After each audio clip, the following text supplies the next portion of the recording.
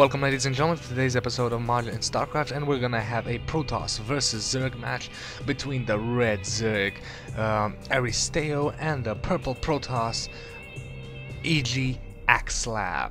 So EGAxslav opting to go for the purple Protoss power, while Aristeo is going for the red Zerg. It's red, so what? He's gonna move faster across the map. Speed bonus, red.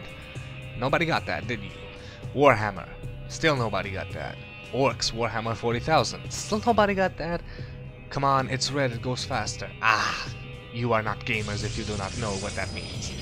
Anyway, laying down a pylon and a scout for EGAxslav. This pylon, fairly decent positioning. Gonna probably lay down the gateway for a wall in. That's probably what the positioning indicates at this point. While Aristeo is not getting anything at the moment, only pumping out drones. Will we see an early expansion or an early pool? We will see. So far, EGAxslav has managed to scout his opponent. Here's the probe, while Aristeo hasn't done so. The Overlord going the wrong way and not managing to spot the purple Protoss power.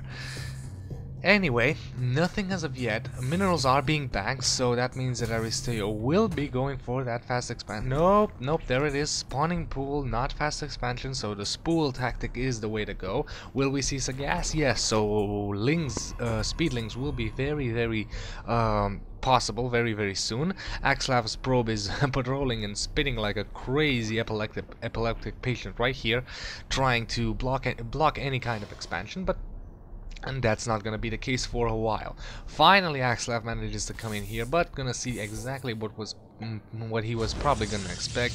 Gateway gas, probably gonna see a core. Because of this speedlings, I might suspect that we might see an early zealot and no straight into core for the stalkers. So we might see an early zealot. Will that happen? I don't know. Let's finish this and let's find out. Come on, gateway. Early zealot or not? Early zealot or not? There's the core. No early zealot. Still not opting. Come on, he needs the minerals. He needs. Yep, there's that early zealot. To get a zealot out first and make sure that he blocks off the ramp against speedlings. Meanwhile, EGAxslav is finally moving away with his own scout because he has figured out that the spawning pool is ready, so clearly Zerglings will be up. Queens on production, one queen on the production, speed is finally up. Here's the probe, finally gonna get taken out by the speedlings. Gonna try and run away, but nope, one more hit will take it down, and the speedlings though, and the Zerglings at the moment do have just a slight little bit of speed advantage. And here comes another probe. No, where you going? Gonna try and scout again, or gonna try and probably block an expansion. And EGAxslav is actually saving up for it, but the probe doesn't get here in time and the expansion is up. EGAxslav on the other hand opting to continue to try and build a wall on the map right here with a forge. So he's probably gonna try and build a wall with pylons and gateways and other tech buildings, and well, not necessarily tech buildings, that one is not a good idea, but try to build a big wall here and get your probes to farm here. So far, everything looking pretty decent for EGAxslav. He's not behind in the economy that much. He is ahead in harvester count, as you can see, but he is, but only because Aristeo has dedicated a lot of his resources into this expansion. But once that kicks in, it's gonna be dangerous. Answer: lay down an expansion of my own. So we're gonna probably see a macro game, which is really good. Protoss versus Zerg is gonna be awesome. There's another pylon, as you can see, trying to create very small choke points. Oh, Zergling's gonna try and run in there. No, sentry is on a position, creating very small choke points, very small exit points. So that Zerglings cannot run in, that these choke points can be blocked off via force fields or via one zealot, and any kind of bigger units such as Immortals can simply run away through here, or Colossus can, you know, just walk over the cliff. Production tab still says that we have one more gateway on the field, so two gateways, one cannon for defense and another cannon in the mineral line just for protection. EGAxslav, Aristeo finally has his expansion running, laying down a spine crawler, I believe. Let's see that. Is that a spine crawler? Yes, it's a spine crawler. Second queen already here. Will we see a third one? Yes, third queen is almost done. So that dedicated tumor queen, that pooping queen will be out. to help with the creep spread, and that should easily spread the creep all the way across the map, a lot faster, I'll tell you that. No answer from EGAxslav as of yet, still sentries, only a couple of zealots. In terms of units, we have 4 zerglings, 2 sentries and a zealot, so nothing in terms of army size. Both players macroing up, 38 harvesters versus 33, just getting a lot of bases. EGAxslav going for the Stargate approach. What will we see out of the Stargate? Phoenix or Void Ray? Phoenix or Void Ray? What do you guys think? Come on, before it says, do you go Phoenix? I'm gonna say Void Ray. Come on, let's see which one of you guys go Phoenix. I'll go Void Ray. Let's see which one of us has it right. I'm gonna say Void Ray simply because Phoenixes right now are only good against fighting Overlord. And yes, Void Ray, I win. Yes, I'm good. Void Rays aren't that good either at this position, at this point in the match. They're good, but not necessarily that good. And here's the pooping tumor queen. Just poop, poop, poop, poop, poop, poop, poop, and spread like the dickens. Always have, because automatically when you poop down one tumor, you get double creep spread. With a dedicated creep tumor queen, you will always get an exponential amount of creep tumors, and you'll just infest the entire map. Bases are finally united, and soon everything in the map will be covered by Zerg creep. Before the players actually get into a fight, EGAxslav finally, actually Aristeo getting a little bit more army than EGAxslav. Before we get down into the fight, whoa, groove spines, interesting. So Hydralisk is gonna be an option. Hydralisk army gonna be on the way. So far, tech buildings not anything yet. Is that a robotics? No more gateways. So opting to go Stargate there and gateways. Strangely enough, robotics facility isn't necessary in this type of match if you don't get Colossus or Immortals, because if you want to go something else such as Phoenixes or mass gateway units, that can work.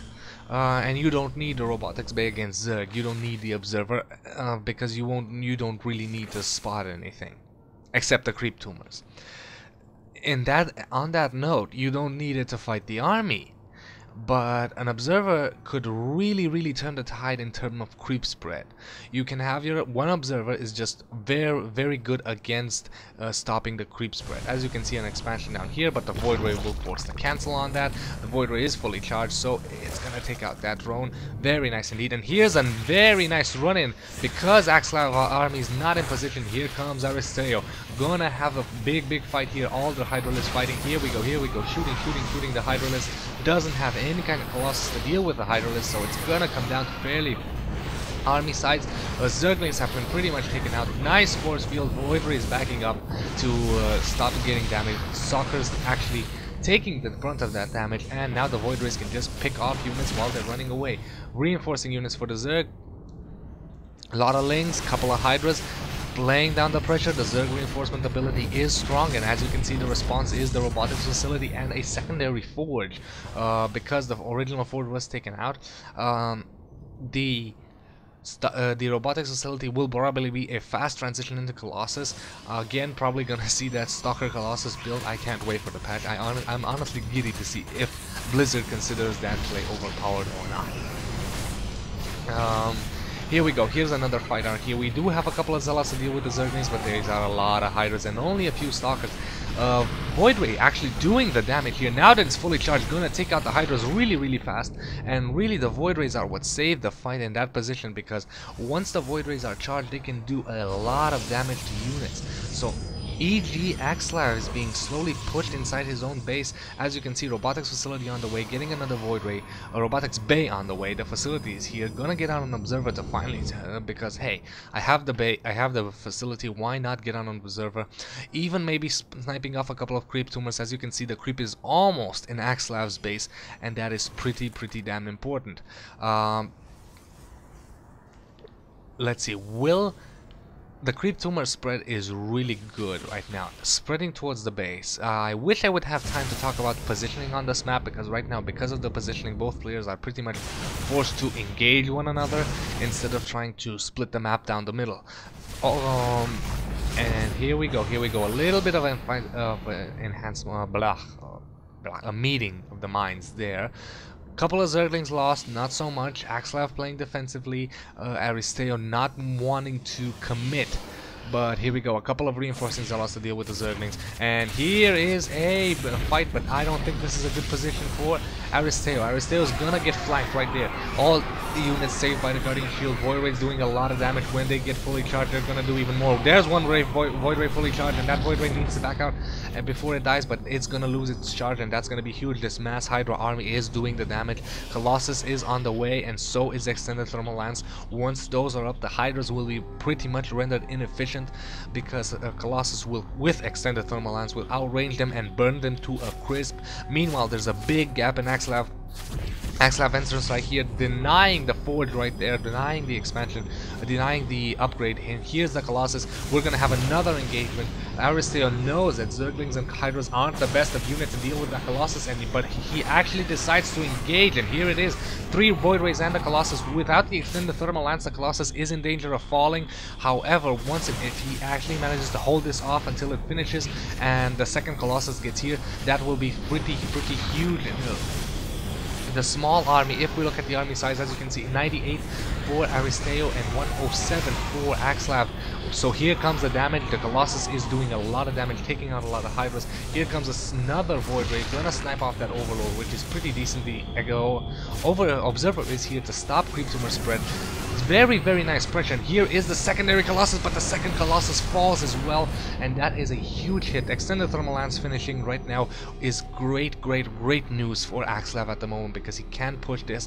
But right now, Aristeo, if we look at the units lost tab, he's pretty much tossing his forces against the wall, and with the Extended Thermal Lance, that will be even more of a meat grinder, a kind of attack. Just toss your units into the meat grinder. He needs to change tactics before the Colossus can become too powerful and too many to deal with.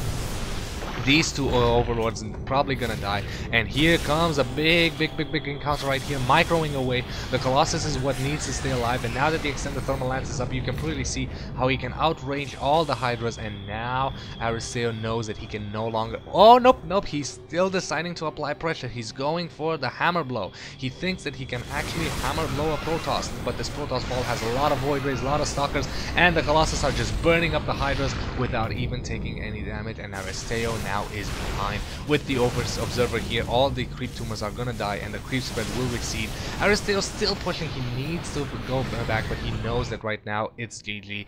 He does not have the minerals. He's almost mined out in his main. He doesn't have the resources to create an army that can defeat this in fast enough. So yeah, it was a GG. It was great defending by EGAxslav until he got the Colossus. He baited his opponent into not attacking. He did just enough damage and retreated until he had enough Colossus to deal with the damage, and that's it. Colossus is a powerful unit. So thank you guys for watching, and I'll see you guys next time.